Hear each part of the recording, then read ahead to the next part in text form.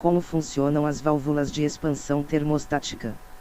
Neste artigo aprenderemos como funcionam as válvulas de expansão termostática. A válvula de expansão é um componente essencial em quase todos os ciclos de refrigeração e a válvula de expansão termostática é a mais comumente usada em sistemas VAC. Convenção de nomes.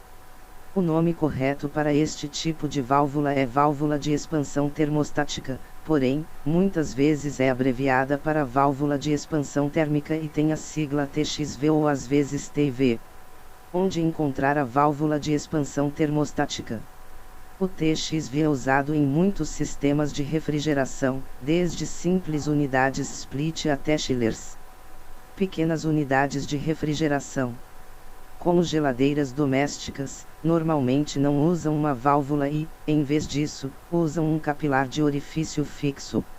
Não importa o tipo de dispositivo de expansão utilizado, todos eles podem ser encontrados no mesmo local, logo antes do evaporador. Localização TXV no sistema de refrigeração. Componentes principais. Existem muitas variantes de design para este tipo de válvula, mas todas seguem o mesmo princípio básico de funcionamento.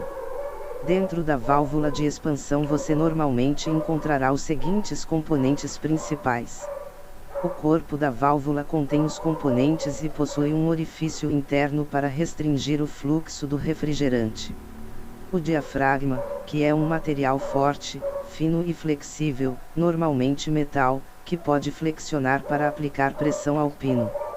O pino, ou agulha, que se move para cima e para baixo para variar o tamanho da abertura dentro do orifício para controlar o fluxo de refrigerante. A mola que neutraliza a força do pino. O bulbo sensor e a linha capilar que medem a temperatura do refrigerante, na saída do evaporador, e reagem para fazer com que a válvula abra ou feche. Principais componentes da válvula de expansão termostática. Como funciona? A válvula retém o refrigerante líquido de alta pressão do condensador e controla a quantidade de refrigerante que pode passar para o evaporador. Água fervendo em diferentes temperaturas devido à mudança de pressão. A válvula diminui a pressão para permitir que o refrigerante ferva em temperaturas mais baixas. Por exemplo, estamos acostumados com a água fervendo a cerca de 100 graus Celsius, 212 graus Fahrenheit, porque a maioria de nós vive perto do nível do mar, então o ar ao nosso redor é comprimido por todo o peso da atmosfera acima de nós. No entanto, se subíssemos na atmosfera, digamos, até ao topo do Monte Everest, descobriríamos que a água ferve a apenas 70 graus Celsius, 158 graus Fahrenheit, e isso acontece porque estamos mais acima, por isso há menos atmosfera acima. Para empurrarmos a água para baixo, tornando-a mais fácil de ferver. A fervura é essencial porque o refrigerante irá absorver o calor do ar ambiente e levá-lo para o compressor. Basta lembrar que os refrigerantes têm um ponto de ebulição muito mais baixo que a água. O refrigerante líquido de alta pressão é forçado através de um pequeno orifício que causa uma redução de pressão à medida que passa.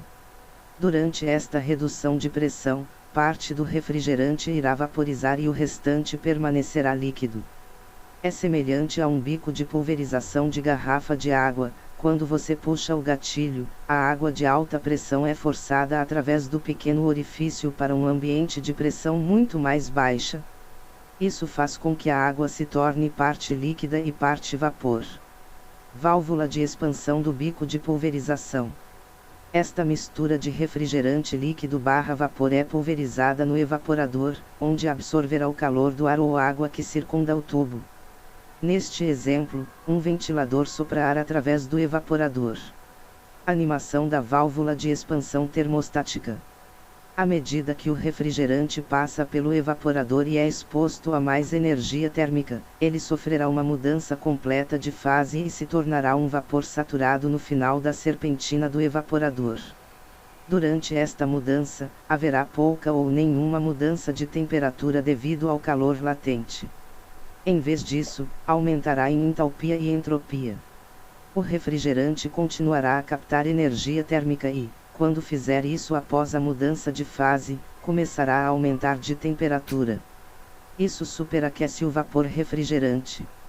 O bulbo sensor da válvula de expansão monitora essa temperatura para controlar o refrigerante no corpo da válvula principal. Aumento na carga de resfriamento. Se a carga de resfriamento aumentar, mais refrigerante irá evaporar dentro do evaporador.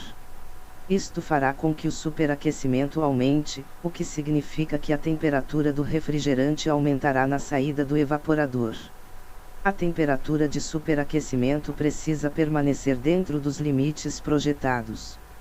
Portanto, agora precisa diminuir e isso pode ser conseguido permitindo que mais refrigerante flua para o evaporador. Portanto, o pino precisa ser empurrado para baixo para comprimir a mola e permitir que mais refrigerante flua através do orifício dentro do corpo da válvula principal. Dentro do bulbo sensor há uma pequena quantidade de refrigerante que é separada do resto do sistema e restrita, em um sistema fechado, apenas ao volume dentro do bulbo, do tubo capilar e da cabeça motriz. Aumentar a carga térmica, válvula de expansão termostática. O bulbo sensor detecta o aumento da temperatura à medida que a energia térmica é transferida através da parede do tubo e para dentro do bulbo. Essa energia térmica faz com que o refrigerante dentro do bulbo ferva e evapore. Como o refrigerante está restrito a uma área pequena, ele fará com que a pressão aumente e isso empurra ao longo do tubo capilar até o topo da válvula de expansão. Isso empurra o diafragma para baixo, que empurra o pino que comprime a mola e permite que mais refrigerante entre no evaporador. A válvula se ajustará para encontrar a posição correta de modo que a força no diafragma seja maior ou igual à força da mola empurrando na direção oposta. Isso permite a quantidade correta de refrigerante através da qual diminui a temperatura do refrigerante superaquecido. O bulbo sensor detecta isso e ajusta até equalizar. Diminuição na carga de resfriamento. Se a carga de resfriamento voltar ao normal, a temperatura de superaquecimento diminuirá. O bulbo sensor detectará isso e começará a reduzir o fluxo de refrigerante no evaporador. O refrigerante no capilar flui de volta para o bulbo e a válvula principal começa a fechar. A temperatura de superaquecimento também começará a aumentar conforme isso acontece. Eventualmente, a válvula irá se equilibrar e a quantidade correta de refrigerante fluirá para corresponder à configuração de superaquecimento. Tudo isso acontece automaticamente com esse tipo de válvula, por isso é tão popular. Existem outras versões de expansão eletrônica desta válvula que proporcionam maior precisão. Falha da válvula ou ajuste incorreto de superaquecimento. Se a válvula não reagisse ao superaquecimento, poderia deixar o refrigerante líquido passar direto para o compressor.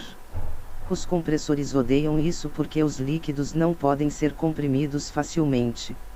Se o líquido entrar no compressor, poderá causar danos internos.